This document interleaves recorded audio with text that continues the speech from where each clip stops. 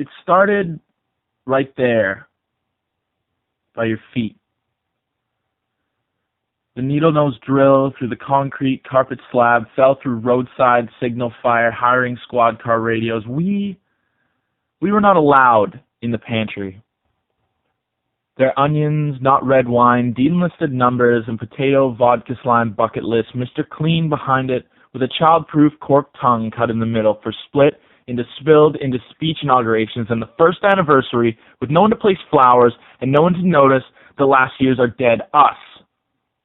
The plastic kids that never knew any better or found out or crossed the appetizers without saying something or someone or no one ever knew any better, though it wasn't just us. And when they spoke the first metaphor, we knew it was not what they said, but we understood better what it was, and we smiled imagination and raced the westbound ultraviolet radiation because that's what our older brothers had done.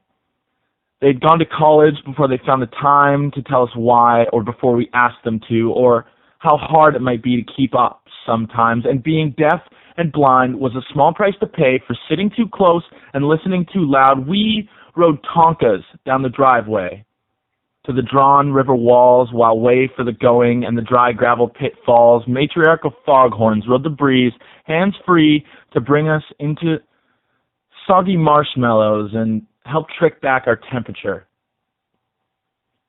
She only taught us to be guilty because that was her job since our 0th birthday, and she did it like she already knew how.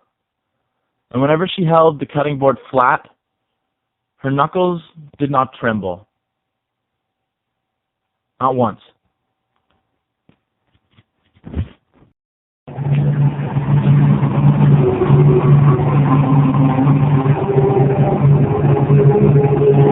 Strange, isn't it? Each man's life touches so many other lives.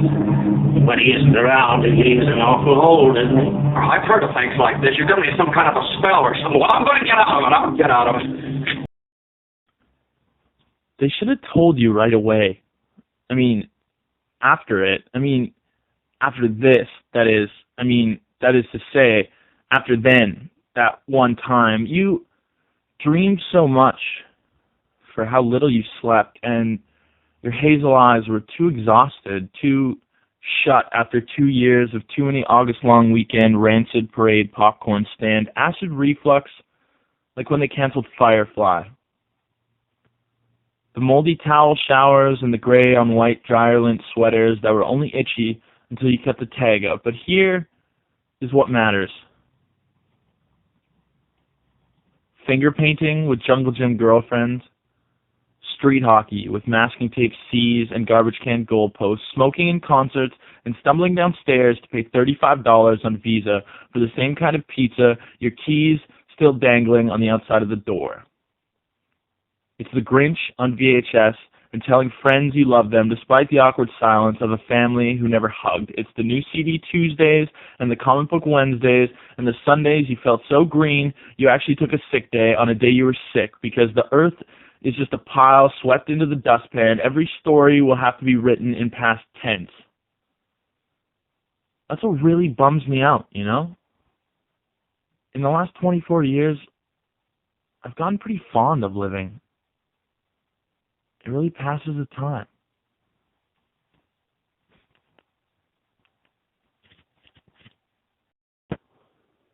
I don't understand.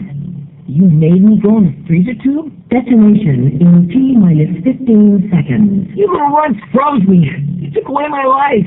We can explain. No, you can't. Shut your adorable trap. We had no choice. You were the only one who could help us. What is one life weighed against the entire universe? But it was my life. As a child, I was blaring headphone daydreams. I was Sports Center on mute, humming gang vocals in the background. My mother would throw the good book at him. Us. Be kind, don't steal, insert rhetorical generalization here. I mean, could you imagine growing up in PEI when Prohibition started and to have lived and grown most of your life believing alcohol was a corrupt, illegal substance? Of course you could. You had a Palva Bure rookie when you were 6, and it made you king. I say I have the time, in muttered, barely English. It was all the new batteries, the old batteries, the dead batteries, flashlight entrails, acid graveyards, and rent. Rent and phone bills. That and choosing between cigarettes and crap dinners what taught me to apologize. And whether Big Bang or 7 Days, Mom was right. It's not just be kind. It's delightfully surprised wrinkles walking through a door opened by tattoos and piercings. It's living through the empty stomach, empty cup holder, gaslight, no belt, yellow teeth morning merging into traffic, and a wave and a smile let you in. I say fuck all you people hating on Mondays. Mondays are mixing paint, a fresh notebook. Mondays are wet cement. So bleed your fingernails, find the starched courage trampled under pillow where you left your teeth, and get out of bed.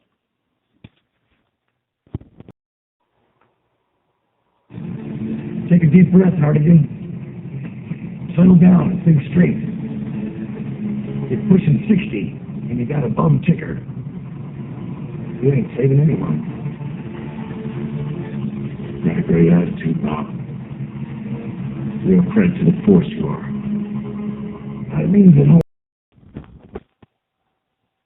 My keys and I play a game of hide and seek every morning. I always count and seek. They always hide. There's only one rule.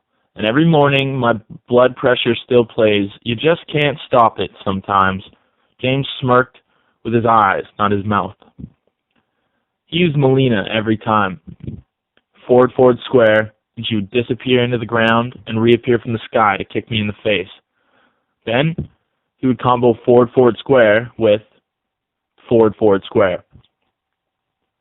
He needed only to land it once, and after that, with timing, it was unblockable.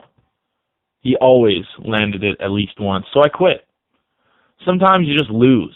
Quitting is just losing on your own terms, but by that logic, the remote actually works. And besides, I'd settle for broken speaker, green stripe, cigarette, plastic, warm, air conditioning road trips over the mute, blue, cocaine-drip sunrises any day of the week except for Thursday, when the order comes in.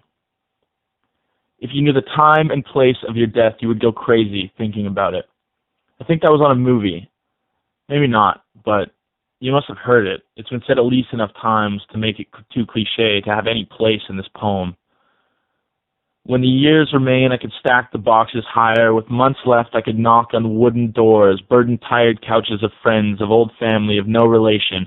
With minutes, I could sit under cooked dust Christmas lights, smoke a cigarette with no guilt, and watch the clock hands, who, by the way, don't know a thing is wrong. Unaware, they laugh and chase each other around, the big hair and the little tortoise and the fake gold gripping preserved wood, and a generation who have never learned to use shoehorns, ready to just be filed away with the rest. At least if I knew the fucking time and place, I could book the weekend off.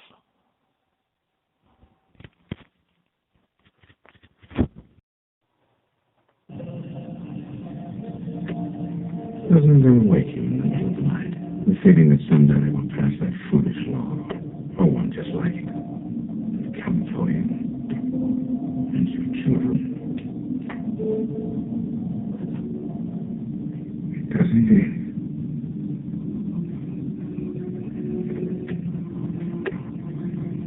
What do you do when you wake up to that? I feel a great swell of pity for the poor soul who comes to that school looking for trouble.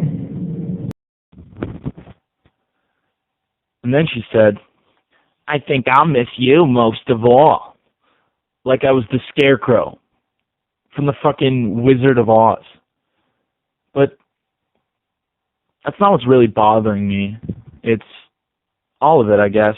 I mean, I went to my first wedding and my first funeral in the same month, 19 days apart. I didn't go see the body. I wanted to. Face death, I told myself. Go, look, see what awaits you. Maybe you could find a loophole, or maybe you will finally find some peace to go along with the quiet. Maybe you'll strike a deal with the Grim Reaper and chuckle. I mean, how is he even holding a pen with such bony fingers? And why is he even wearing a robe? Right? It's that old familiar climbing down the rock face without diving into the river feeling. They laughed at me Even then, I knew where to draw lines, but the laughter only a child coward gets still hurt. When I climbed up the rock face, I was certain I would jump. But when I got up there and I looked down, I was certain I couldn't.